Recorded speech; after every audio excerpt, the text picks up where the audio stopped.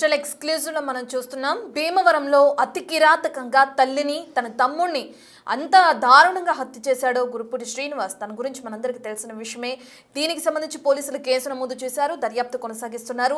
ఇప్పుడు దర్యాప్తులో భాగంగా విస్తుపోయే విషయాలు తెరపైకి వస్తున్నాయి. తన తల్లి దెయ్యం అంటూ కూడా, అందుకే చంపేశానంటూ కూడా శ్రీనివాస్ పోలీసులకి తెలియజేస్తున్నాడు.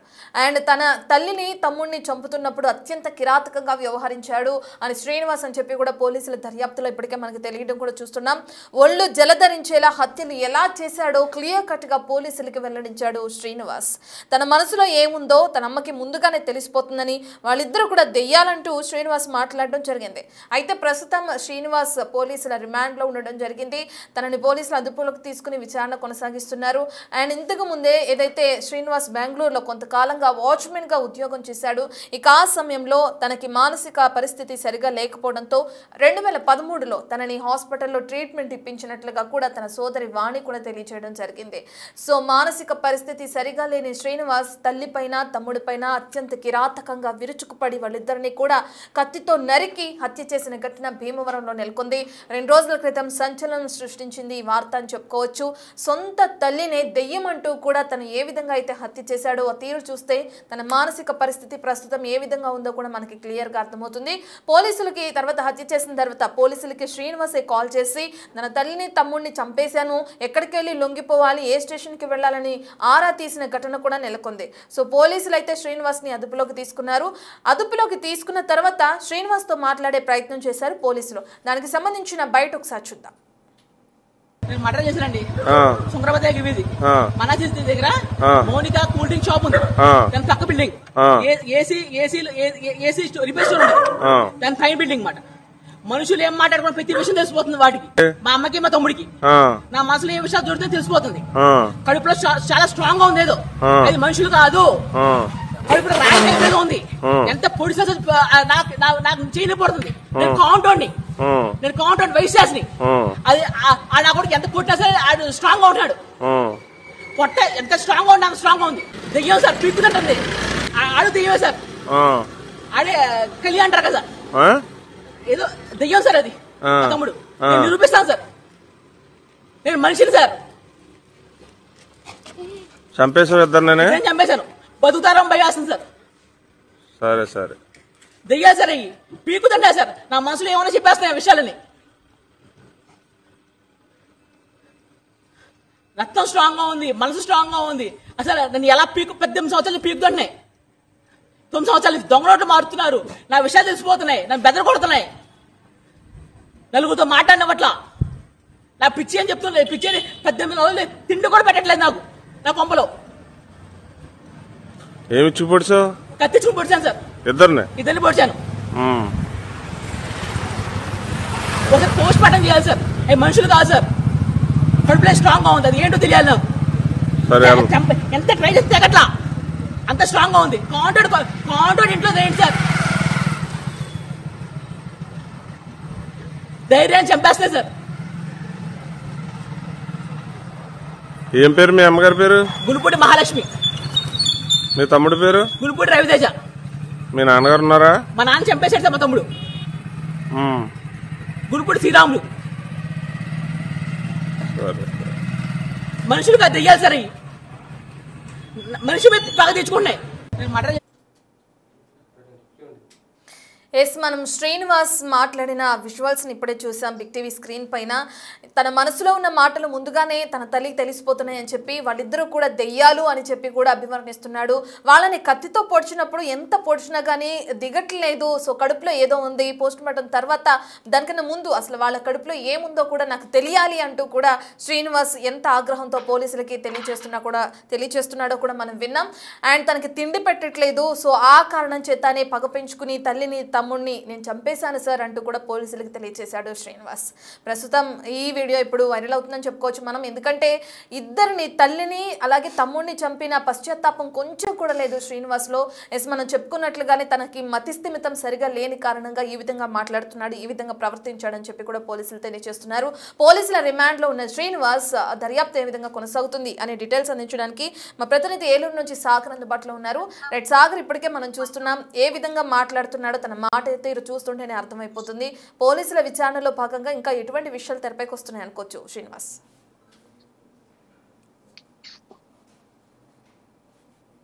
రైట్ సాగర్. రత్న పశ్చిమ గోదావరి జిల్లా భీమవరంలో కన్న తల్లిని తోడబుట్టిన తమ్ముడిని హత్య చేసినటువంటి గుండుపూటి శ్రీనివాస్ పోలీసుల విచారణలో అంటే హత్య జరిగిన ప్రాంతానికి వెళ్ళినప్పుడు అతను ఆ కత్తితో అక్కడ నిలబడి అతను చెప్పిన మాటలు వింటుంటే ఒళ్ళు గొగురుపుడుచుగా మానదు. అతను హత్యలు ఎలా చేశాడో అక్కడ అడుగుతున్నటువంటి పోలీసులకు వివరంగా చెప్పటం, తన తల్లి దయ్యం తమ్ముడు దయ్యం, వాళ్ళిద్దరూ దయ్యాలు అందుకే చంపేశానంటూ కూడా శ్రీనివాస్ చెప్పడం జరిగింది. అతని మానసిక పరిస్థితిపై ఇప్పటికే వాళ్ళు అనుమానాలు ఉన్న నేపథ్యంలో ఈ వీడియో చూసిన తర్వాత అతను ఎంత దయనీయమైన పరిస్థితిలో ఉన్నాడు, ఎంత ఘోరమైన పరిస్థితిలో ఉన్నాడు కూడా అందరికీ అర్థమయ్యేలా ఉందనే చెప్పుకోవచ్చు. ఎందుకంటే అతను హత్య చేసిన తర్వాత అతనే ఫోన్ చేశాడు పోలీసులకి 112కి, ఇట్లా చంపేశాను, నా తల్లిని తమ్ముడిని చంపేశాను, ఎక్కడ లొంగిపోవాలి అని పోలీసులు అడిగినప్పుడే వాళ్ళు కూడా కంగారు పడిన పరిస్థితి. స్పాట్ కి వెళ్ళిన తర్వాత అతను రక్తంతో ఒక చేత్తో కత్తితో నిలబడినప్పుడు వాళ్ళు కూడా కొంత కంగారు పడిపోయిన పరిస్థితి. హత్య ఏ విధంగా చేశాడు, పొడుస్తుంటే వాళ్ళ అమ్మని వాళ్ళ తమ్ముడిని పొడుస్తుంటే కత్తిని పొట్టలోకి దిగట్లేదు, వాళ్ళ నా చెయ్యి నొప్పి పుడుతుంది కానీ వాళ్ళకి ఏమీ కావటం లేదు, పొట్ట లోపల ఏదో ఉంది, పోస్ట్ మార్టం చేసి ఆ పొట్ట లోపల ఏముందో నాకు తెలియాలి, పోస్ట్ మార్టం చేయండి అంటూ కూడా శ్రీనివాస్ మాట్లాడడం అది ఎంత భయానకంగా ఉందో వినేవారు కూడా చూసిన వారు చాలా బెంబేలెత్తిపోయే పరిస్థితుల్లో అతను మాట్లాడేందుకు చూడొచ్చు. తల్లిని తమ్ముని చంపేసిన తర్వాత మళ్ళీ వాళ్ళు పోతారేమో భయంగా ఉంది సార్ అంటే అతను పోలీసులకి చెప్పడం చూస్తుంటే ఎంత మానసిక పరిస్థితి జారిపోయిందో కూడా అర్థం చేసుకోవచ్చు. పోలీసులకి చాలా ధైర్యంగా అతను అంటే తను ఏమనుకుంటున్నాడో వాళ్ళ అమ్మ ముందుగానే చెప్పేస్తుంది, మహాలక్ష్మి హత్యకు గురైనటువంటి మహాలక్ష్మి ముందుగానే చెప్పేస్తుంది. ఇటువంటి మానసిక పరిస్థితిలో ఉన్నటువంటి శ్రీనివాస్ బయటికి వెళ్ళి గొడవలు తేవడం, అందరితో ఘర్షణలో పడటం, లేకపోతే అది వేరే దారికి తీయటం ఇష్టం లేక తల్లి దాన్ని అర్థం చేసుకోలేని పరిస్థితిలో ఉన్న అతను కావాలనే ఆపుతున్నారని చెప్పడం, అట్లా ఏం ఆపుతున్నారు తను బయటికి వెళ్ళనివ్వకుండా నలుగురితో మాట్లాడనివ్వట్లేదు అన్న కారణంతో అత్యంత దారుణంగా అంటే సుమారుగా 2-3 గంటల పాటు వాళ్ళని హత్య చేసి ఉంటాడనేది పోలీసులు అయితే భావిస్తున్నారు. ఇటు అంటే సాగర్ మనం చూస్తున్నాం బెంగళూరులో నుంచి వచ్చిన తన సోదరు ఎవరైతే ఉన్నారో వాణి కూడా కొన్ని సంచలన విషయాలు తెలియజేస్తున్నారు. 2013లో ఉన్నప్పుడే మతిస్థిమితం సరిగా లేక తనకి ట్రీట్మెంట్ కూడా ఇప్పించామని చెప్పి తన సోదరి వాణి చెప్పడం కూడా మనం చూస్తున్నాం. తనతో మాట్లాడే ప్రయత్నం మీరు చేశారా? ఎప్పటి నుండి ఇతను ఈ విధంగా ఇబ్బంది పడుతున్నారు? అంటే పుట్టుకతోనే మతిస్థిమితం సరిగా లేక ఇబ్బంది పడుతున్నాడా శ్రీనివాస్? మధ్యకాలంలో ఏదైనా ఇష్యూ వల్ల డిస్టర్బ్ అవడం జరిగిందా? ఆ డీటెయిల్స్ ఏమైనా తన సోదరు తెలియచేయడం జరిగిందా? శ్రీనివాస్ సోదరి బెంగళూరు నుండి చేరుకున్నారు. మహాలక్ష్మి భీమవరం ఆసుపత్రి మార్చరీలో ఉంచారు. ప్రస్తుతం వారికి మృతదేహాలకి పోస్ట్ మార్టం నిర్వహిస్తున్నారు వైద్యులు. ఈ బెంగళూరు నుండి వచ్చినటువంటి ఈ సోమశెట్టి సోదరు వాణి అక్కడికి చేరుకుని తన తమ్ముడు గురించి ఆవిడ పోలీసులకి చెప్పడం జరిగింది. 2013 నుండే అతనికి మానసికంగా బాగలేదు, చాలా ఆసుపత్రిలో చూపించారు.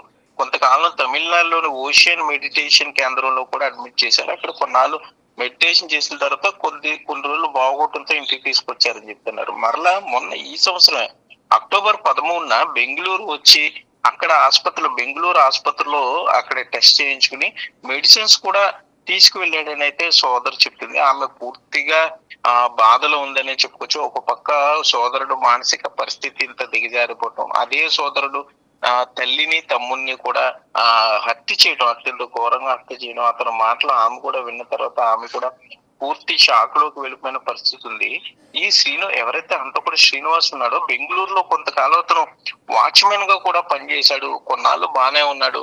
మరలా అతను రోజు రోజుకి అతని ఆరోగ్య పరిస్థితి దిగజారిపోయిందంటూ కూడా సోదరు చెప్తూ వచ్చింది. కోవిడ్ సమయంలో శ్రీనివాస్ తండ్రి కోవిడ్ తో ఆ సమయంలో చనిపోవడంతో అతని ఆరోగ్య పరిస్థితి మానసిక పరిస్థితి మరింత దిగజారిందంటూ కూడా ఆ విషయాలన్నింటినీ సోదరు వాణి అయితే గుర్తు చేసుకుంటుంది. ఆమె మీడియాతో మాట్లాడడానికి అయితే ఇష్టపడలేదు. ప్రస్తుతానికైతే భీమవరం ప్రభుత్వ ఆసుపత్రి సంబంధించిన మార్చరీలో పోస్ట్ మార్టం జరుగుతుంది. మహాలక్ష్మి బంధువులు అక్కడ ఆసుపత్రి వద్దకు చేరుకుంటున్నారు. మరోపక్క శ్రీనివాస్ కి సంబంధించి ఇప్పటికే భీమవరం 1 టౌన్ పోలీస్ స్టేషన్ లో అంటే నిన్న చనిపోయిన అప్పుడు వాణి అందుబాటులో లేదు కాబట్టి ఫిర్యాదు కింద వీరింట్లో శ్రీనివాస్ ఇంట్లో కింద నివాసం ఉంటున్న అద్దెకుంటున్న వారితో ఫిర్యాదు అయితే పోలీసులు తీసుకోవడం జరిగింది. బిఎన్ఎస్ 103/1 సెక్షన్ ప్రకారం హత్యా నేరం కింద పోలీసులు అయితే కేసు నమోదు చేసి శ్రీనివాస్ ని రిమాండ్ కి పంపించారు. అయితే ఇప్పుడు శ్రీనివాస్ మానసిక పరిస్థితి ఈ వీడియో చూసిన తర్వాత ఎంత దిగజారుగా ఉందో చూడొచ్చు. మరి ఇప్పుడు అతను జైలుకు వెళ్ళిన తర్వాత అక్కడ తోటి ఖైదీల పరిస్థితి ఏంటి? మరి ఇంత మానసికంగా స్టెబుల్ గా లేని వ్యక్తిని అక్కడ కారాగారంలో ఉంచినప్పుడు అక్కడ మిగిలిన ఖైదీలు కూడా భయపడే పరిస్థితులు ఉంటాయి. వారికి విషయం తెలుసు. సో పోలీసులు మరింత జాగ్రత్త తీసుకోవాల్సి ఉంటుంది కాబట్టి మరి అతనికి వైద్య సహాయం అందిస్తారా లేకపోతే ఒంటరిగా ఉన్నటువంటి ప్రత్యేకం వంటి సెల్లో ఉంచుతారా అనేది ఇంకా మనకి సమాచారం అయితే అందాల్సి ఉంది. Ratna right, thank you Sagar. Yes, మనం చూస్తున్నాం బిగ్ టీవీ స్క్రీన్ పైన ఏ విధంగా అయితే శ్రీనివాస్ పోలీసులతో మాట్లాడుతున్నాడో ఆ విజువల్స్ని చూస్తున్నాం. అయితే హత్య చేసిన తర్వాత తను ఆ కత్తిని చేతితో పట్టుకుని పోలీసులకి కాల్ చేసి నేను నా తల్లిని తమ్ముడిని హత్య చేసేసానని చెప్పి కూడా పోలీసులకి తెలియజేసిన శ్రీనివాస్ పోలీసులు ఎప్పుడైతే లొకేషన్కి వెళ్ళిన తర్వాత వాళ్ళతో మాట్లాడుతూ ఉన్న ఆ వీడియో మనం చూసేది బిగ్ టీవీ స్క్రీన్ పైన ఉన్నది. అయితే నా తల్లి తమ్ముడు దెయ్యాలు, నా మనసులో నేను ఏమనుకుంటున్నానో దానికన్నా ముందే నా తల్లికి తెలిసిపోతుంది ఈ విషయాలన్నీ కూడా అని చెప్పి అందుకే పగ పెంచుకుని వాళ్ళని అత్యంత కిరాతకంగా నేను హత్య చేశాను అంటూ కూడా శ్రీనివాస్ తెలియజేస్తున్నాడు. ప్రధానంగా తన తల్లిని తమ్ముడిని హత్య చేస్తున్నప్పుడు వాళ్ళ కడుపులో ఏదో ఉంది, నేను ఎంత పొడిచినా కూడా నేనే బలంగా పొడుస్తున్నాను, నా చేయి నొప్పి వస్తుంది కానీ వాళ్ళు మాత్రానికి వాళ్ళకి ఏం అవ్వట్లేదు, వాళ్ళు చనిపోవట్లేదు, నేను చాలాసేపు అదే విధంగా చేశానని చెప్పి కూడా శ్రీనివాస్ పోలీసులకి తెలియజేస్తున్న ఘటన కూడా చూస్తున్నాం. అండ్ చాలా రోజుల నుంచి నన్ను ఇంట్లోనే బంధించేస్తున్నారు, నాకు తినడానికి సరిగ్గా తిండి పెట్టట్లేదు, బయటకు వెళ్ళనివ్వట్లేదు, సో అందుకని నేను ఈ విధంగా చేయాల్సి వచ్చింది, వాళ్ళైతే మనుషులు కాదు వాళ్ళు దెయ్యాలే అని చెప్పి ప్రధానంగా శ్రీనివాస్ అంటున్నాడు. నేను కోమటోడిని, నేనే ఈ విధంగా ఇంత బలంగా ఉండి వాళ్ళని చంపాను అంటే వాళ్ళకి నేను చంపే టైంలో ఏం కాలేదు అంటూ కూడా శ్రీనివాస్ తెలియజేశాడు. దీని తర్వాత పోలీసులు స్టేట్మెంట్ రికార్డ్ చేసుకుని తనని అదుపులోకి తీసుకున్నారు. ప్రస్తుతం పోలీసులు అదుపులో ఉన్నాడు శ్రీనివాస్. మరి దీని తర్వాత తనని ఏ విధంగా రిమాండ్లో భాగంగా ఏ విధంగా విచారిస్తారు, దాని తర్వాత తనని జైలుకి తరలిస్తారా లేదంటే ఏదైనా ఆసుపత్రి తరలించి ట్రీట్మెంట్ అందిస్తారా, ఈ డీటెయిల్స్ అన్ని దర్యాప్తులో భాగంగా మనకి ముందు తెలిసే అవకాశాలు కనిపిస్తున్నాయి. నలుగురితో మాట్లాడినట్లా నా పిచ్చి అని చెప్తుంది. పిచ్చి 18 రోజులు తిండి కూడా పెట్టట్లేదు నాకు నా పంపలో. ఏమి చూపొడిచావు? కత్తించుకుని పొడిచాను సార్, ఇద్దరిని పొడిచాను. ఒకసారి పోస్ట్ మార్టం చేయాలి సార్, అవి మనుషులు కాదు సార్, కడుపులో స్ట్రాంగ్ గా ఉంది, అది ఏంటో తెలియాలి నాకు. ఎంత ట్రై చేస్తే అట్లా అంత స్ట్రాంగ్ గా ఉంది. కాంటోడ్ ఇంట్లో ఏంటి సార్, ధైర్యాన్ని చంపేస్తే సార్. ఏం పేరు మీ అమ్మగారి పేరు? గునుపూడి మహాలక్ష్మి.